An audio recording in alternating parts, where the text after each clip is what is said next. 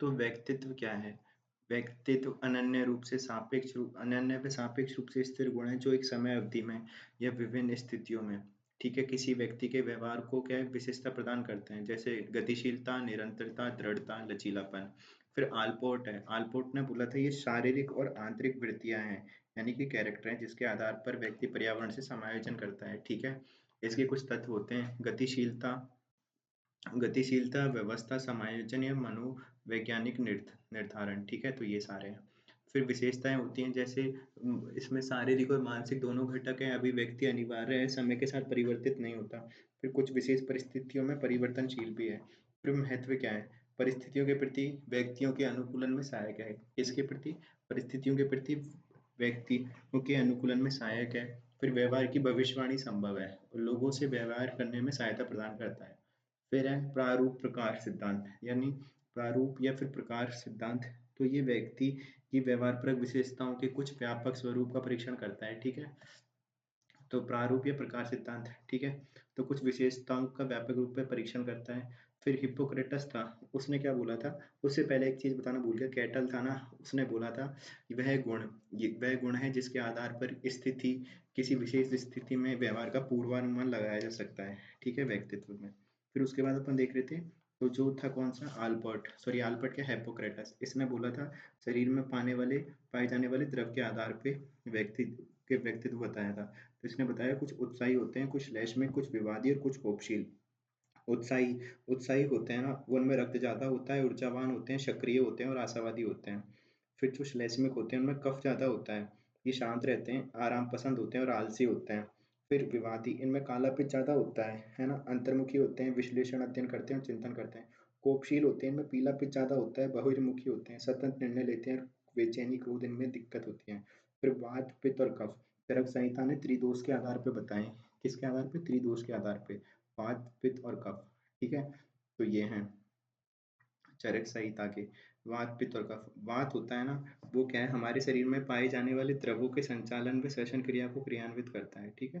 तो हमारे शरीर में जो द्रवों के संचालन व श्वसन क्रिया को क्रियान्वित करता है। फिर कफ। कफ क्या है? शरीर में नमी का कार्य करता है और असंतुलित होने पर रोग प्रतिरोधक क्षमता कम हो जाती है। फिर पित्त क्या है? ये उपापचयी क्रियाओं से जुड़ा है। किससे? उपापचयी क्रियाओं से। तो वात क्या है? हमारे शरीर में द्रव्यों का संचालन व श्वसन क्रिया को क्रियान्वित करता है। फिर कफ। कफ क्या है? शरीर में नमी का कार्य करता है, असंतुलित होने पर रोग प्रतिरोधक क्षमता कम हो जाती है। पित्त क्या है? उपपाच्य क्रियाओं से जुड़ा है, ठीक है? फिर सांख्य। सांख्य ने गुण के आधार पे 3 गुण बताए हैं, सत्वगुणी, रजोगुणी और तमगुणी, ठीक है? और तीनों ही गुण प्रत्येक व्यक्ति में भिन्न-भिन्न मात्रा में विद्यमान रहते हैं, ठीक है? तो ये है। फिर ये है, फिर आगे चलें। तो सत्व होते हैं ना, वो होते हैं जिसमें सत्य, स्वच्छता, सत्यनिष्ठता, फिर सत्यवादिता, कर्तव्यनिष्ठा, है ना? अनासक्ति और ये अनुशासन, ये होते हैं जो कि राम भगवान वाले हैं। फिर है तमस। तमस में होते हैं क्रोध, घमंड, अवसाद, आलस्य, असहमति की भावना, और ये रावण वाले होते हैं। फिर होते हैं राजा वाले, जिसमें होते हैं तीव्र क्रिया, इंद्रिय तुष्टि, असंतोष, दूसरों के प्रति असूया, है ना? फिर भौतिकवादी मानसिकता आदि। तो ये सारे हैं, ठीक है? फिर शेल्डन। शेल्डन ने बताया था शरीर की बनावट के आधार पे। तो कौन-कौन से? वो एकदम गोलाकृतिक होते हैं, मिलनसार, सामाजिक मिलनसार और शिथिल होते हैं। आयताकृतिक होते हैं, सुगठित शरीर वाले होते हैं, ऊर्जावान, साहसी। लंबाकृतिक होते हैं, जो पतले, लंबे, कुशाग्र बुद्धि होते हैं, कलात्मक होते हैं और अंतर्मुखी होते हैं। फिर युंग। युंग ने बताया था कि अंतर्मुखी जो अकेले रहना पसंद करते हैं, शर्मीले होते हैं, संवेगों से द्वंद से पलायन करते हैं, संवेग के जो द्वंद होते हैं। फिर बहिर्मुखी, जो सामाजिक एवं दबावों में प्रतिक्रिया करते हैं, ठीक है? तो ये हैं युंग। युंग ने अंतर्मुखी और बहिर्मुखी बताए हैं। फिर फ्रीडमैन और रोजरमैन, इसने टाइप ए और टाइप बी बताए हैं। टाइप ए में उच्च अभिप्रेरणा होती है, धैर्य की कमी होती है, उतावलापन होता है, कार्य बोझ का अनुभव होता है, ठीक है? और इनमें हाई ब्लड प्रेशर, ये सब सारी समस्याएं होती हैं। फिर जो टाइप बी है, इनमें कम अभिप्रेरणा कम होती है, धैर्य अधिक होता है, उतावलापन कम होता है और कार्य बोझ अनुभव नहीं करते। फिर जो टाइप सी वाले हैं, वो सहयोगशील हैं, विनीत हैं और धैर्यवान हैं। फिर कैंसर जैसे रोगों के प्रति संवेदनशील हैं। फिर निषेधात्मक संवेगों का दमन कर देते हैं और आज्ञा पालन करते हैं, ठीक है? तो ये सहयोगशील है, विनीत और धैर्यवान है। निषेधात्मक जो संवेग हैं उनका दमन कर देते हैं, निषेधात्मक संवेगों का, और आज्ञा पालन है। फिर टाइप डी वाले होते हैं, ये अवसाद के प्रति प्रवणता होती है। फिर शील गुण सिद्धांत है जो ऑलपॉट है। ऑलपॉट उनने क्या बताए हैं कि 3 प्रकार के बताए हैं, कार्डिनल यानी प्रमुख विशेषक, केंद्रीय विशेषक, गौण विशेषक। को प्रमुख हैं जिनके चारों ओर व्यक्ति का पूरा जीवन घूमता है, गांधीवादी, हिटलरवादी। फिर केंद्रीय हैं, प्रभाव में तो कम होते हैं पर किंतु सामान्यकृत होते हैं, प्रभाव में कम व्यापक हैं किंतु फिर भी सामान्यकृत होते हैं, प्रशंसा पत्रों में लिखे जाते हैं, जैसे मेहनती, निष्कपट। फिर एक होते हैं गौण विशेषक, जैसे व्यक्ति की सामान्य विशेषताएं होती हैं, मुझे आम पसंद है, ठीक है। फिर रेमंड कैटल का शील गुण सिद्धांत, तो ये व्यक्तियों में एक दूसरे से भिन्न एक सामान्य संरचना होती है, ठीक है, जिसका अनुभव इंद्रियों से कर सकते हैं, जिसे इंद्रियों द्वारा अनुभव से निर्धारित किया जा सकता है। और ये कहता है जो विभिन्न विशेषक में से प्राथमिक की पहचान करके कारक विश्लेषण तकनीक का प्रयोग करते हैं, ठीक है। तो बहुत सारे विशेषक हैं, ठीक है, सीधी बात है, बहुत सारी संरचनाएं अलग अलग हैं और उनमें से भी कुछ अपन मूल विशेषक ढूंढते हैं और कुछ सतही विशेषक, वो कारक विश्लेषण तकनीक होती है, ठीक है। अब उसमें भी मूल विशेषक होते हैं जो स्थिर होते हैं, ठीक है। और मूल्यांकन हेतु एक 16 व्यक्तित्व कारक प्रश्नावली बनाई थी उसने। फिर जैसे ये होते हैं स्थिर, ये होते हैं जैसे anxiety, self control, independence, receptivity, emotional stability, ठीक है। और जो सतही विशेषक होते हैं ये मूल विशेषक की प्रतिक्रिया स्वरूप उत्पन्न होते हैं। ये गुण स्रोत गुण के साथ अंतर्क्रिया से होते हैं, जैसे मिलनसार, ह्यूमर और भावनाओं पर नियंत्रण, ठीक है। फिर उसके बाद है आइजेंक का शील गुण सिद्धांत। तो आइजेंक है उसने जैविक अनुवांशिक आधार पर 2 व्यापक आयामों में विभाजित किया है व्यक्तित्व को, जैविक और आनुवांशिक आधार पे, ठीक है। तो जिसमें उसने बताया तांत्रिक का तापी बनाव, सांवेगिक स्थिरता। तो जो तंत्रिका तापी वाले होते हैं इसमें देखा जाए, मतलब पहले सीधी बात है, इसमें तो देखा जाता है लोग किस मात्रा में अपनी भावनाओं पर नियंत्रण कर रहे हैं, ठीक है। फिर जैसे जो लोग तंत्रिका तापी वाले होते हैं वो उनमें दुश्चिंता होती है, चिड़चिड़ापन, अति संवेदनशीलता, बेचैनी और नियंत्रण का अभाव होता है, ठीक है। फिर ये अगला है जो सांवेगिक स्थिरता, ये शांत, समय पर नियंत्रण, विश्वसनीय व्यक्ति होते हैं। फिर एक होता है जो बहिर्मुखता और अंतर्मुखता, बहिर्मुखता बनाम अंतर्मुखता। तो ये बोलते हैं, इससे पता चलता है लोग सामाजिक उन्मुखता हैं या सामाजिक विमुखता है, किस मात्रा में, ठीक है। अगर लोग बहिर्मुख हैं तो वो योगचारिता है, आवेग उन पे कंट्रोल है, रोमांच रोमांच वाले हैं, सक्रिय हैं, ठीक है। और जो अंतर्मुखता वाले हैं वो असक्रिय हैं, शांत हैं, सतर्क हैं और आत्म केंद्रित हैं। पर जब ये आपस में अंतर क्रियाएं कर लेते हैं, ठीक है, तब एक नए गुण बनते हैं, मनस्तापिता बनाम सामाजिक स्थिरता। तो जिसमें मनस्तापिता में तो तांत्रिक तापी प्लस में अपना अंतर्मुखता आ जाता है। तो इन दोनों को जब आपस में क्रियाएं हो जाती है, अंतर क्रिया, तो एक बनता है कौन था, मनस्तापिता। ये होते हैं आक्रामक, अहम केंद्रीय और समाज विरोधी। और जब सांवेगिक स्थिरता और बहिर्मुखता वाले अंतर क्रियाएं करते हैं तो सामाजिक संवेदनशील व्यक्ति बनता है, सहयोगी बनता है, ठीक है। फिर है व्यक्तित्व का पंचकारक मॉडल। तो ये किसने दिया था, पॉल कोस्टा और रॉबर्ट मैक्रे ने दिया था। और ये अनुभवों के लिए खुलापन होता है, तो इसको अपने याद रखेंगे ओशियन से। ओ से होता है ओपननेस, ठीक है। तो ये अनुभव के लिए खुलापन होता है और इसके विपरीत व्यक्ति होता है वो कौन सा होता है, अनम्य, ठीक है। फिर सी से रखते हैं अपन कंसाइंस्टियसनेस, ठीक है, तो अंतर विवेकशीलता। तो पहले वाला ओपननेस, ये ओपननेस वाले होते हैं ना, कल्पनाशील होते हैं, उत्सुक होते हैं, नए विचारों के प्रति उदार होते हैं। फिर कंसाइंस्टियसनेस यानी अंतर विवेकशीलता, तो ये लोग होते हैं जो उपलब्धि उन्मुख होते हैं, निर्भरता कम होती है इनके, लोगों पे उत्तरदायित्व होता है इनमें, दूरदर्शिता, कर्मठता होती है। और इसके जो विपरीत होता है वो आवेगी होता है, ठीक है। फिर कंसाइंट है ओशियन, ये तो ई वाला, तो ई यानी एक्सट्रोवर्सन यानी बहिर्मुखता, ठीक है। तो ये क्या होते हैं, सामाजिक सक्रिय होते हैं, आग्रहीता होती है, बहिर्गमन होता है, बातूनापन होता है। तो इसके विपरीत होते हैं ना, वो सहनशील होता है या शर्मीले होते हैं, सॉरी शर्मीले होते हैं। फिर एक होती है एग्रीएबलनेस, ठीक है। तो सहमतिशीलता वाले होते हैं, ये सहायता करने वाले होते हैं, मैत्रीपूर्ण व्यवहार रखते हैं, देखभाल करते हैं, पोषण करने जैसे व्यवहार करते हैं, ठीक है। जो ये है, फिर इसके विपरीत जो अपना व्यक्ति है, ठीक है, वो आत्म केंद्रित होता है और आक्रामक होता है, सहमतिशीलता। फिर तंत्र तार्किक, तो ये क्या हो रहा है, न्यूरोटिज्म है। तो ये क्या है, सामयिक स्थिर रूप से अस्थिर होते हैं, दुश्चिंता होते हैं, परेशान होते हैं, भयभीत होते हैं। फिर इसके विपरीत जो व्यक्ति होता है वो सुसमायोजित होता है, ठीक है। तो ये है। फिर उसके बाद देखें अपन व्यक्तित्व निर्धारित के कारक, तो कुछ होते हैं जैविक कारक, ठीक है, और कुछ होते हैं पर्यावरणीय कारक। जैविक कारक में आते हैं शारीरिक पक्ष, जैसे लंबाई, रंग आदि भी प्रभावित करते हैं व्यक्तित्व को। और कुछ होते हैं अंतरस्रावी ग्रंथियां, जैविक में ही, है ना। तो जैव अंतरस्रावी ग्रंथियों से निकलने वाले हार्मोन से के कारण असंतुलन से विभिन्न शारीरिक और मानसिक कमियां हो जाती हैं और इससे व्यक्तित्व प्रभावित होता है। फिर पर्यावरणीय कारक में जैसे परिवार हो गया, पड़ोस हो गया, विद्यालय हो गया। तो कौन-कौन से परिवार, पड़ोस, विद्यालय, समाज, संस्कृति, पर्यावरण ये सब हो गए, ठीक है? फिर किसी व्यक्ति के व्यक्तित्व को समझने का सोउद्देश्य या औपचारिक प्रयास करना, है ना? तो उसमें अपन देखते हैं इसके व्यक्तित्व के मापन की विधियाँ। तो उसके व्यक्तित्व को समझने के लिए औपचारिक प्रयास किए हैं।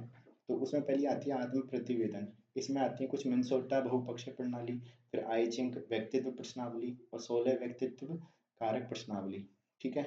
और एक प्रक्षेपी में आती है रोसार धब्बा परीक्षण, कथनांक संप्रत्यक्षण तकनीक, फिर रोजरविंग का चित्रकुंटा अध्ययन, वाक्य समापन परीक्षण और एक है व्यक्तांकन परीक्षण। फिर है व्यवहार परक में साक्षात्कार प्रेक्षण, नाम निर्देशन और स्थिति परक, ठीक है? अब आत्म प्रतिवेदन वाली देखते हैं। तो इसमें क्या है, विभिन्न सिद्धांतों के आधार पे मापनी बनाई जाती है और व्यक्ति को अनुक्रिया देना होता है। अनुक्रियाओं के निश्चित अंक होते हैं, ठीक है? तो पहली आती है मिनेसोटा। मिनेसोटा किसने बनाई थी? मैकिनले और हैथवे ने। 567 कथन होते हैं, प्रत्येक कथन पर सही गलत का निर्णय लेना होता है, 10 उपमापियों में विभक्त है और ये मनोरोगों का निदान में सहायक है, ठीक है? फिर भारत में जो मलिक और जोशी थे, उसने किसकी के बनाई है? जोधपुर बहुपक्षीय प्रणावली बनाई है, ठीक है? तो किसने बनाई है? भारत में मलिक और जोशी ने। फिर आई थी आइजेंक की। आइजेंक ने क्या है, जो व्यक्तित्व के दो आयाम थे, अंतर्मुखता और बहिर्मुखता, उसके आधार पर मूल्यांकन करता है और इसने 32 विशेषक इन आयामों की विशेषता के रूप में बताए। तो 32 विशेषक हैं जो इन आयामों की विशेषता के रूप में बताए हैं। फिर इसमें तीसरा आयाम भी जोड़ दिया उसने, मनास्थापिता। और जो उच्च अंक प्राप्त करता है वो व्यक्ति आक्रामक होता है, अहम केंद्रीय होता है और समाज विरोधी होता है। सीधी बात तो ये है, ठीक है? तो अपन को ये याद रखना है। फिर एक 16 व्यक्तित्व प्रश्नावली आई थी रेमंड कैटल की, ठीक है? इसमें 164 कथन होते हैं और उसमें एक चुनने होते हैं, किसी एक विकल्प का चयन करना होता है विकल्पों में से, ठीक है? फिर एक होती है आत्म प्रतिवेदन की कमियां क्या हैं? तो एक होता है सामाजिक वांछनीयता होती है, तो इसकी वजह से एक तरफा उत्तर देता है, ठीक है? फिर अगला है अनुमनन। अनुमनन होता है यानी एक्विसेंस यानी प्रश्न की विषय वस्तु से निरपेक्ष होकर उत्तर देता है अनुमनन में। फिर अंतर भावनाओं को छिपाना। तो व्यक्ति से प्रत्यक्ष प्रश्न करने पर व्यक्ति जानता है कि उसका मूल्यांकन हो रहा है, तो वो भावनाओं को छुपा लेता है। फिर एक मनोविश्लेषण थ्योरी होती है, वो कहता है कि ये हमारी अचेतन अभिप्रेरणाओं द्वारा नियमित होते हैं व्यवहार तो, पर इससे हम अचेतन पक्ष उद्घाटित नहीं हो रहा है, मतलब इसका अचेतन जो पक्ष है उसको नहीं पता कर पा रहे हैं। फिर उच्च स्तरीय कौशल और प्रशिक्षण की आवश्यकता होती है। तो ये सारी इसकी क्या है, कमियां हैं। तो क्या है, सामाजिक वांछनीयता है एक, तो दूसरी अनुमनन है, फिर तीसरा क्या है, अंतरंग जो भावनाएं हैं उनको छुपा लेते हैं, और एक है मनोविश्लेषण थ्योरी, और एक कौन सी है अपनी, जो उच्च स्तरीय कौशल और प्रशिक्षण की आवश्यकता होती है। फिर आगे चलें, प्रक्षेपी तकनीक। तो प्रक्षेपी तकनीक क्या है? ये अचेतन अभिप्रेरणाओं और भावनाओं का मूल्यांकन करने के लिए की जाती है, ठीक है, प्रक्षेपी तकनीक। और इसमें कम संरचित और असंरचित उद्दीपक अथवा स्थिति को व्यक्ति के सामने प्रस्तुत करके उसकी भावना और इच्छाओं को व्यक्त करने का अवसर दिया जाता है, जैसे कहानी लिखना, संरचना पूरी करना, कुछ वाक्यों को पूरा करना, उद्दीपकों के साथ अपना सहचर्य बताना। विशेषताएं क्या है? कम संरचित होते हैं, ठीक है, और असंरचित उद्दीपक होते हैं। फिर क्या है, मूल्यांकन उद्देश्य अंक विधि का ज्ञान नहीं है, ठीक है, और इसमें कुछ भी सही या गलत नहीं होता है। प्रत्येक अनुक्रिया व्यक्तित्व का पक्ष प्रकट करती है, ठीक है। फिर रोजार्क धब्बा, ठीक है, रोजार्क धब्बा क्या है? तो रोजार्क धब्बा परीक्षण, ये क्या है, हरमन रोजार्क ने दिया था। किसने? हरमन रोजार्क ने। 10 स्याही के धब्बे होते हैं इस पे। कितने? 10 स्याही के धब्बे होते हैं, ठीक है, और जिसमें 5 तो काले सफेद होते हैं, 2 कौन से होते हैं? 2 होते हैं कौन से? लाल। तो हरमन रोसाक ने दिया था 5 तो काले सफेद, 2 लाल, ठीक है, और ये 3 होते हैं पेस्टल कलर के। फिर धब्बे विशिष्ट आकृति में होते हैं, ठीक है, और 2 चरणों में इनको दिखाया जाता है। एक होता है निष्पादन मुख्य और एक होता है पूछताछ वाला। तो निष्पादन मुख्य में पूछा जाता है कि वे क्या देख रहे हैं, और पूछताछ में देखा पूछा जाता है कि वे किस आधार पर प्रतिक्रिया दे रहे हैं। फिर जो विवरण तैयार होता है उससे व्यक्तित्व का मूल्यांकन कर लेते हैं। फिर कथनांक संप्रेषण तकनीक। तो ये किसने दी थी? मॉर्गन और मरिन ने दी थी, और इसने बोला था इसमें क्या है, 30 चित्र होते हैं, सचित्रित कार्ड होते हैं, एक कार्ड खाली होता है, और कार्ड पर लोगों की विभिन्न स्थितियां बनी होती हैं। फिर जो व्यक्ति के पास एक एक कार्ड प्रस्तुत करते हैं और उन्हें एक कहानी के रूप में प्रस्तुत करने के लिए कहा जाता है, ठीक है। तो बस यही है। फिर वे पूछते हैं किस कारण उसने ये स्थिति बनाई है, फिर भूत में क्या हुआ है और आगे क्या होगा, बस इस चीज़ का ही वो बताते हैं, ठीक है। फिर उमा चौधरी है ना, उसने इसका इंडियन वर्जन तैयार किया था। अपन को इतना याद रखना है, किसने? उमा चौधरी ने। फिर आगे चल रहा है रोज़रबिंग का, तो कुंठा उत्पन्न करने वाले चित्र व्यंग्यात्मक चित्र दिखाकर प्रतिक्रिया की आक्रामकता का विश्लेषण करते हैं, ठीक है? तो बस यही है इसमें। फिर क्या है इसमें जो परीक्षण व्यंग्य चित्रों की सहायता से विभिन्न स्थितियों को प्रदर्शित करते हैं, ठीक है? और एक व्यक्ति कि को किसी दूसरे व्यक्ति को कुंठित करते हुए दिखाते हैं और उसका ध्यान आकर्षण करते हैं। और पारिक ने भारतीय जनसंख्या पे इसके लिए सीधी बात है भारतीय वर्जन तैयार किया था। फिर वाक्य संपापन परीक्षण, तो इसमें अनेक अपूर्ण वाक्यों को भरवाया जाता है और उसकी अभिवृत्ति द्वंद्व अध्ययन किया जाता है, अभिवृत्तियों का द्वंद्वों का, ठीक है? फिर व्यक्तांकन परीक्षण, तो खाली पन्ने पे व्यक्ति को चित्र बनाने को दिया जाता है जिसमें चित्र के हाव-भाव, मुखाकृति का परीक्षण किया जाता है, ठीक है? और जैसे कुछ उदाहरण है इसके, जैसे मुखाकृति का लोप हो रखा है तो वो कहते हैं कि उसमें उच्च स्तरीय द्वंद्व है, ठीक है? और अंतर्वैयक्तिक संबंध को टालने का प्रयास कर रहा है वो। फिर गर्दन पर आलेखीय बल देना, तो आवेगों के नियंत्रण के अभाव का संकेत देता है। तो आवेग है, उसके नियंत्रण है, उसका अभाव का संकेत दे रहा है। फिर अनुनापातिक रूप से सिर बड़ा होता है। अनुनापातिक रूप से सिर अगर बड़ा है तो मस्तिष्क में रोग है, सर दर्द और ये है सारी दुश्चिंता। फिर कौन-सा है शब्द सहचर्य। शब्द सहचर्य क्या है गोल्टन द्वारा इसने दिया है 75 शब्द होते हैं, ठीक है? और माँ, प्यार ये सब होते हैं इसमें शब्द सहचर्य में। फिर व्यवहार परक, व्यवहार परक में क्या होते हैं साक्षात्कार होता है पहले तो।